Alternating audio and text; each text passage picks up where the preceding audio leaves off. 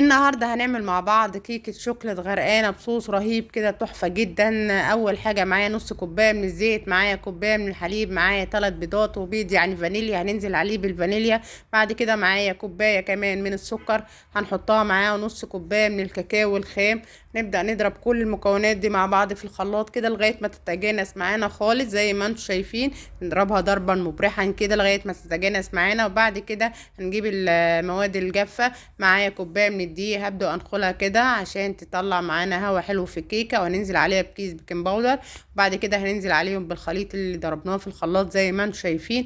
نبدأ نضربهم كويس جدا بالمضرب اليدوي عشان تطلع الكيكه هشه معانا، ويكون الضرب في اتجاه واحد بس يا جماعه زي ما انتم شايفين. هنجيب صينيه فيها ماده دهنيه ونبدأ نصب فيها الخليط. نكون مولعين الفرن على درجه حراره 180، ما نفتحش عليها قبل 25 دقيقه عشان ما تهبطش مننا. نهبدها هبدتين وبعدين ندخلها الفرن زي ما انتم شايفين. هنعمل الصوص بقى بتاعها الرهيب اللي انا بقول لكم عليه. معايا شوكولاتايه دارك كبيره زي ما انتم شايفين، معايا نص كوبايه من الحليب، معايا ربع كوبايه من الكاكاو الخام، على معلقتين من الحليب ندوبهم فيهم كويس جدا.